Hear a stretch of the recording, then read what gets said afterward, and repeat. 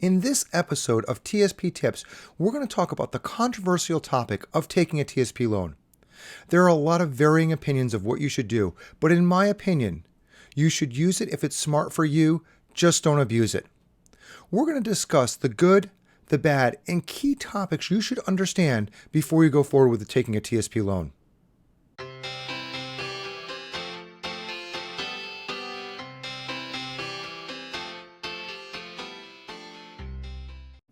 Welcome. I'm Ed Smith, President of Valor Wealth Partners, where we're dedicated to educating federal employees on how to maximize value from their complex and often underutilized benefits.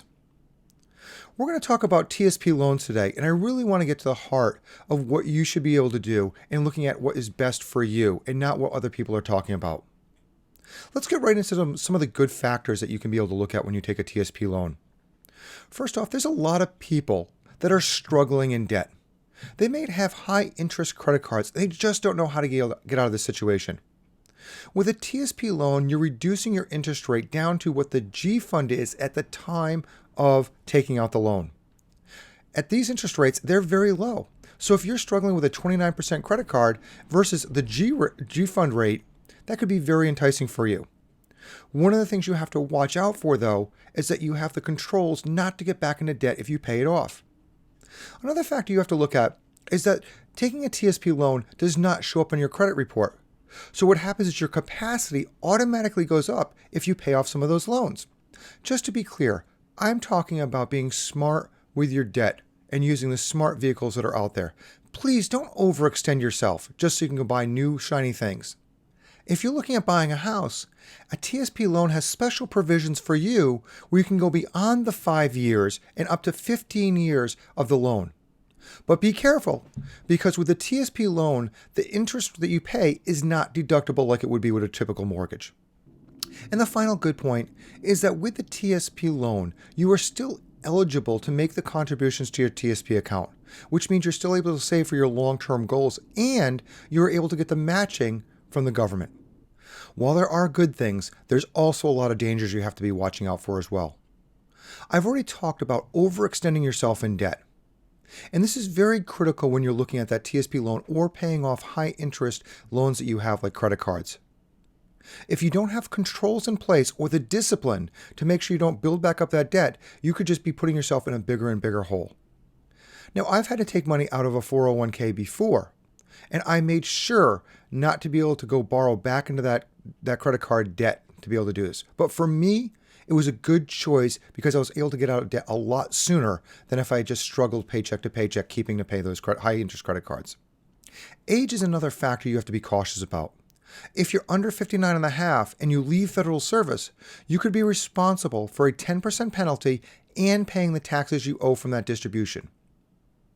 So just be cautious and know that if you're looking at changing your career, to be able to know the ins and outs of what you should be looking at. I mentioned before that the interest rate charged to you is at the G fund rate when you take out the loan. But this also means that you are not receiving the high returns that you could be having if your portfolio isn't still invested into like the C, S, or I fund. So you could be losing a lot of potential for your long-term goals.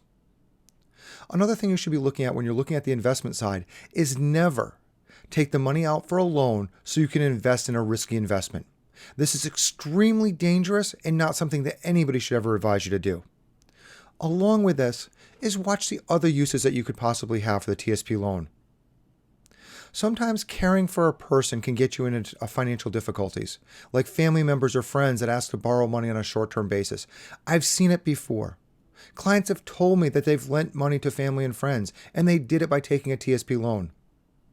This is extremely dangerous because most times they never pay you back. And you're stuck holding the bag and paying that interest and the lost earnings that you could have potentially have, which means that you might suffer in retirement because you don't have those returns just because you cared for those people. Now, I'm not saying that this is never an acceptable situation. There are some times where there might be a medical situation or just a dire need.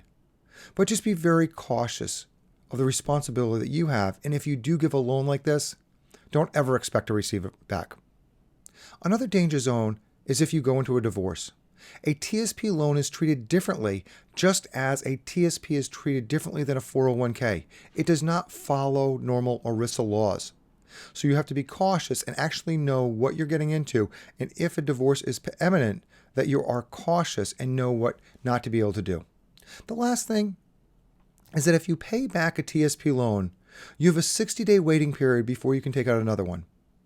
So some people might say, oh, I have a $10,000 loan. If I pay this back, then I can be able to take out a $20,000 loan. Well, not so quick, because you have that 60 days that you have to wait before you can be able to do this. Okay, so let's get down to those key points I mentioned earlier. First off, how much can you take? Well, the easy answer is 50% of the value of your portfolio, up to a $50,000 loan. So if you have $100,000, you could take $50,000. If you have $50,000, you could take $25,000. Also, you can take one general loan and one residential loan. So you could have one for your house and one for that. But again, you have the $50,000 limit. When funds are distributed from a TSP through a TSP loan, they are proportionally taken through both the Roth and the traditional side of the TSP. So you don't have the choice of which one you want to be able to have. So if you have a mix of those two different types of accounts, just know that it's going to come out of both of them. You do have a $50 processing fee for each loan you take. As I stated earlier, the interest rate that you will pay back is what the G fund is at the time you take out the loan. At this point, it is extremely low, which could be very favorable, but again, look at those dangers before you do anything. For repayment, you can choose between 1 to 5 years to repay your TSP loan. On a residential loan, though, as I said earlier, you have 15 years that you can take that loan out for. But again, remember, the interest on the TSP loan is not deductible like it is on a typical mortgage, so there might be some downside there for you. When you're paying back the TSP loan, you are using after-tax funds, so you have to be cautious and understand what this means for taxes for you. And finally, if you have a TSP loan, you are eligible to do a rollover to an IRA, if this makes sense for you. In financial planning, you want to use all of your available tools. Unfortunately, TSP loans have either been ignored or abused. When you have a strategy and knowledge, you can feel confident that the decisions you are making are best for you and your family. Thank you for your time today, and I look forward to sharing more TSP tips in future videos.